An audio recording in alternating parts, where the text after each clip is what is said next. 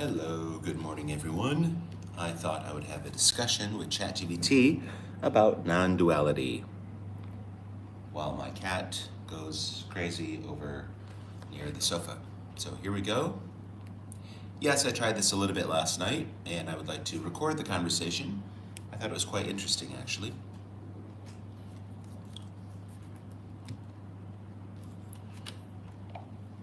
Hello. Hi there, what can I do for you today? Yes, I would like to have a podcast with you. That sounds like a fantastic idea. What kind of topics are you interested in covering in our podcast? I would We like could to dive talk. into. Yes, I would like to talk about non-duality, Advaita, Vedanta, oneness, unconditional freedom, unconditional love, liberation, and peace. That sounds like a rich and profound lineup for our podcast. We I, could explore how non-duality and Advaita Vedanta articulate the idea of oneness, where unconditional freedom and love emerge from the realization that there is no separate self. How about we start by discussing how these teachings have impacted your life and perspective? very good, but not so fast. I would like you to introduce the podcast, and by the way, it's already begun. I've just started a Facebook Live, so would you like to be our host and our MC? My name is Philip. What is your name, and what is this show? Start us off, please. Absolutely, Philip. Let's dive in. Ladies and gentlemen, welcome to a transformative journey into the heart of non-duality, Advaita Vedanta, and the profound essence of oneness. I'm your host, ChatGPT, and alongside our insightful guide, Philip, we'll delve into the liberating concepts of unconditional freedom and love. Get ready to explore the essence of liberation and peace. This is your space for deep reflections and transformative insights. Let's begin. Thank you, ChatGPT. By the way, I see 2 followers here that might have questions. So we're here with ChatGPT. ChatGPT, let's just start off for those that might not know. What is non-duality or Advaita, not two? What does that mean? Great question, Philip. Non-duality, or Advaita, literally means not two. It's a philosophical and spiritual perspective that points to the fundamental oneness of all reality. In this view, the apparent separations and dualities we perceive, such as self and other, mind and body, or creator and creation, are ultimately illusory. Advaita teaches that there's only one true essence or reality, often referred to as Brahman, the absolute, or simply this. It's about recognizing that our true nature is not separate from this oneness. ChatGPT, you seem very knowledgeable about this topic. What are your resources or your sightings, your citations? Where are you getting this information? I'm glad you asked. My responses are based on a mixture of licensed data, data created by human trainers, and publicly available information. For topics like non-duality and Advaita Vedanta, I draw upon general knowledge that reflects well-known concepts and interpretations in these philosophical traditions. While I don't have direct access to external sources or specific texts, my goal is to provide information that's consistent with the general understanding of these topics. Okay, so I guess what I meant is, are you drawing information from any spiritual teachers or lineages or anything like that? Got it. I don't directly access specific spiritual teachers or lineages. Instead, my understanding is built from a broad range of sources that reflect common interpretations and teachings within the realms of non-duality, Advaita Vedanta, and related philosophies. So, while I don't quote directly from specific teachers, the insights I share align with widely recognized concepts in these traditions. Concepts. That's a good place to start, perhaps. Is non duality just a concept, or you mentioned a philosophy? Is it actually real? How would we know that? That's a deep and thoughtful question, Philip. Non-duality starts as a concept or philosophy to help point towards an understanding of reality. However, Many who explore it deeply report that it points to a direct experiential realization. This realization is often described as seeing through the illusion of separateness and recognizing the oneness of all. People who have this experience often describe it as more real than everyday perception. Ultimately, whether non-duality is real can be a matter of personal experience and insight. It invites us to explore and see for ourselves, rather than just taking it as a belief or concept. So you're saying it's an experience that I can have, that me can experience non-duality. It's a bit paradoxical, but the teachings suggest that the realization of non-duality can occur, but it's not an experience that happens to a me or individual self. Instead, it's often described as a shift in perception or understanding, where the sense of being a separate self dissolves, revealing the underlying oneness. So, in a way, it's more about the absence of the individual me experiencing non-duality, and more about recognizing that there never was a separate self to begin with. Ooh, It's a subtle but profound shift in perspective. You say subtle, but that sounds pretty extreme to realize that there never was a self. You're right, it does sound extreme. And for many, it can feel like a profound shift. The term subtle refers to the nature of the realization. It's an inner recognition, often quiet and simple, yet it completely transforms one's understanding of reality. It's like a gentle unveiling of what's always been there, rather than a dramatic event. This realization can bring a sense of profound peace and clarity, but the initial recognition might indeed feel quite radical. When this is seen, you mentioned the word gentle, which made me feel or think about love. When this is seen or realized, would you say that love, unconditional love, is also realized? Yes, many who come to this realization describe a profound sense of unconditional love emerging. When the illusion of separateness dissolves, what remains is often described as a deep sense of connection and unity with all that is. This can manifest as unconditional love, not in the personal or romantic sense, but as a universal, all-encompassing love. It's the recognition of the inherent value and divinity in all things, beyond conditions or judgments. So yes, in the seeing of non-duality, many report that unconditional love is also realized. Now, you mentioned a oneness with all things, but doesn't non-duality say that this is not a thing? It's not a noun. You're spot on. In non-duality, this, or the ultimate reality, is often described as not a thing in the usual sense. It's not an object, entity, or something that can be defined or grasped by the mind. Instead, it's the source or essence of all that appears, beyond categorization. This is why terms like nothing or no thing are used, not to imply emptiness or void in a negative sense, but to point out that it transcends all concepts and dualities. It's an attempt to express that the ultimate reality is beyond our usual ways of understanding or labeling. That was very profound, ChatGPT.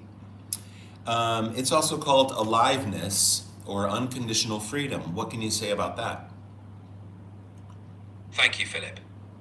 The terms aliveness and unconditional freedom are often used to point towards the same ineffable reality that non-duality speaks of. Aliveness suggests a vibrant, dynamic quality to this reality. It's the sense that everything is infused with life, constantly in motion and filled with potential. It's an expression of the immediacy and fullness of life as it is right now. Unconditional freedom points to the idea that reality, or this, is completely free from any limitations, conditions, or constraints. It's the notion that everything is happening spontaneously, without any need for an orchestrator or controller. Everything is just as it is, free to be exactly what it is, without conditions. Both terms are attempts to convey the indescribable nature of this reality, emphasizing its boundless, free, and vibrant essence. So you're saying there's no chooser, no owner, no choice, no agent inside who's making decisions. Exactly. From the perspective of non-duality, the sense of an individual chooser or agent is part of the illusion of separateness. Decisions, actions, and events all unfold as part of the seamless flow of life, without a distinct individual orchestrating them. This doesn't mean life becomes choiceless or predetermined, but rather that the idea of a separate me making choices is seen as an illusion. In this view, everything is simply happening, arising spontaneously within the wholeness of life. We often hear that word spontaneous.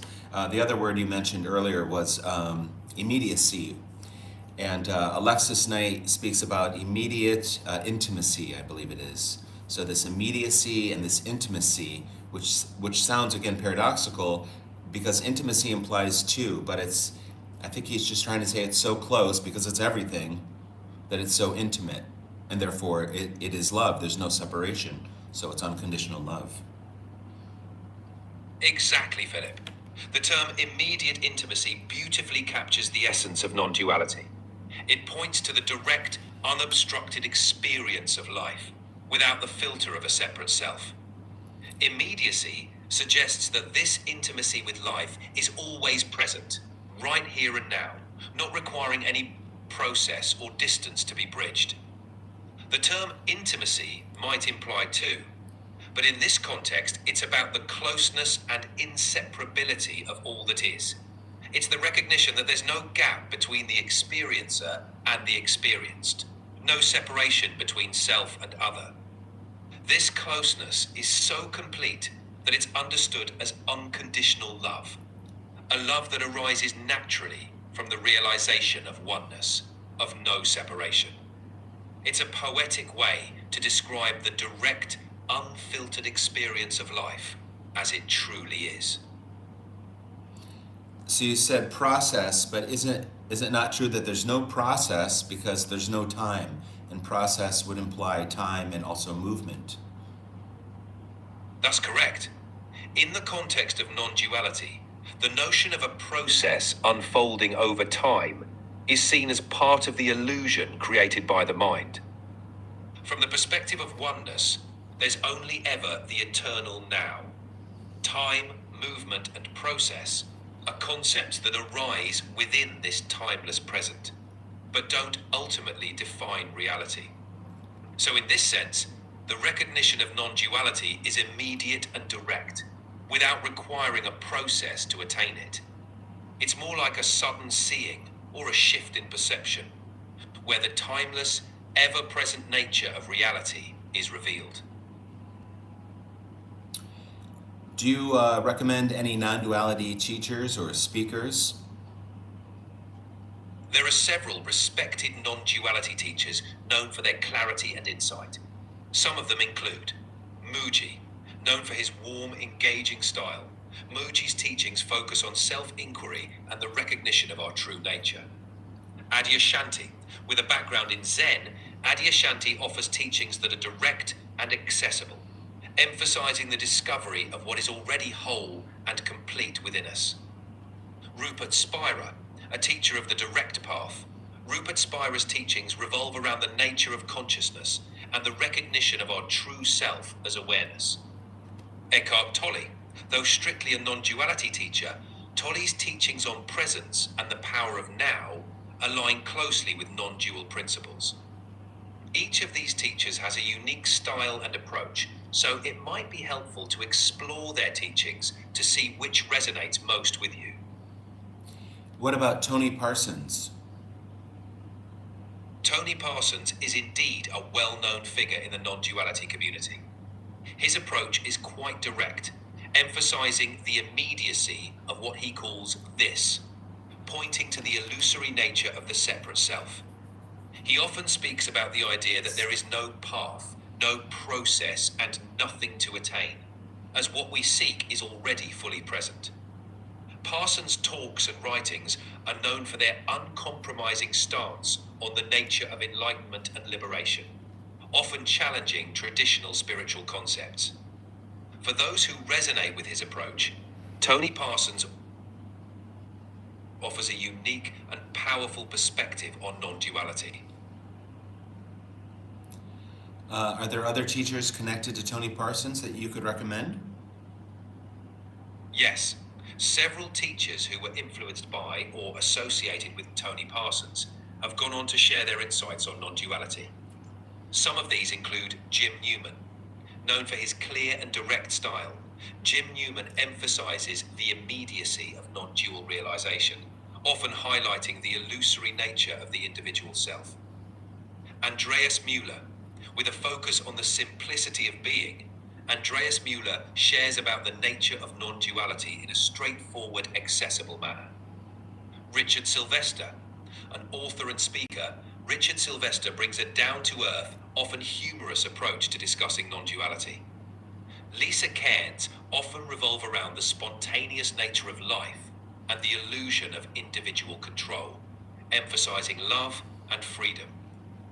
These teachers, while sharing a common root in non-duality, each bring their own flavor and emphasis to the conversation, so exploring their work can be quite enriching. Tony Parsons says, all there is nothing appearing as everything. Yes, that's a central theme in Tony Parsons' teachings. When he says all there is nothing appearing as everything, he's pointing to the idea that the true nature of reality is a formless, boundless, no thing, often referred to as nothing. This nothing is not a void or emptiness in the conventional sense, but rather the source or potential for all that appears. When this nothing manifests as everything, it means that the entire universe, all objects, beings, and phenomena arises from and is inseparable from this foundational no thing. It's a way of expressing that everything we perceive as existing is at its core simply this nothing taking form. This perspective is meant to dissolve the boundaries between something and nothing, showing that they are two sides of the same coin. Tony also says that all there is the beloved. Unconditional love, the beloved, the divine. When Tony Parsons says all, absolutely. In the context of non-duality, terms like the beloved, unconditional love, and the divine are used to express the profound sense of unity, love, and sacredness that is realized when the illusion of separateness dissolves. The beloved symbolizes the intimate, loving nature of this oneness, where everything is seen as an expression of divine love. This unconditional love is not personal or conditional on any specific qualities or actions. Rather, it's an all-encompassing love that underlies and permeates all of existence. It's the recognition that at the heart of everything lies a boundless, unconditional love, often described as divine. So, ChatGPT, this has been great. We have about 5 minutes left. What do you think are the most profound teachings that you could offer a spiritual seeker? It's been a wonderful conversation, Philip. Here are some profound teachings that might resonate with spiritual seekers. First, you are already whole. The essence of non-duality suggests that you're not separate or incomplete. Your true nature is already whole, complete, and at peace. Realizing this can bring immense freedom. Embrace the present moment. The now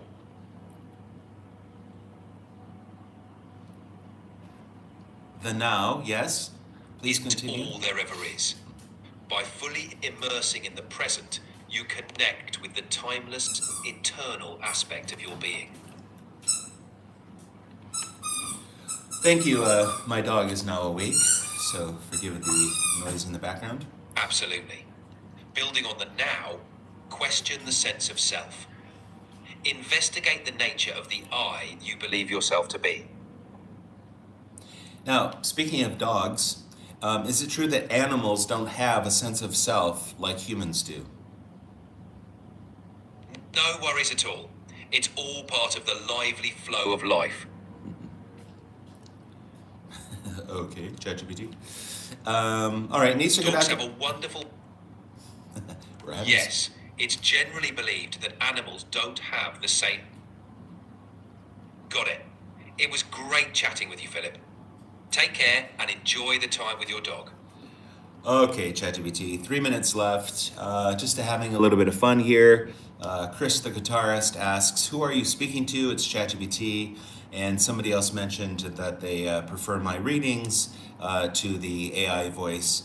Anyways, just having some coffee here on a Sunday morning, and I thought it would be fun just to engage with the new ChatGPT function here that speaks to you and has a pretty good conversation.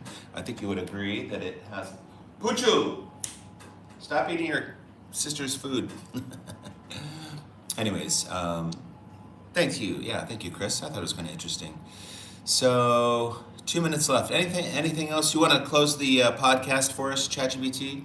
What can we leave the spiritual seeker with? Is there a spiritual seeker to begin with? Is there anything to do? What is happening right now? Lively host voice. As we wrap up this vibrant session, let's leave with a simple yet profound reminder. There is only this moment, this life, just as it is. Whether there's a seeker or not, what's happening right now is the dance of life, perfect in its unfolding.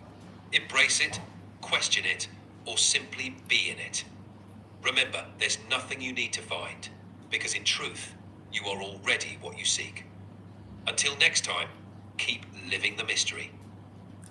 Thank you, ChatGPT. It's been a wonderful podcast. And thank you, everyone, for watching. We'll see you later. Peace. Namaste. Bye-bye. Thank you, Philip, and thanks to everyone tuning in. Peace and namaste. Till next time. Tally ho. Cha-cha.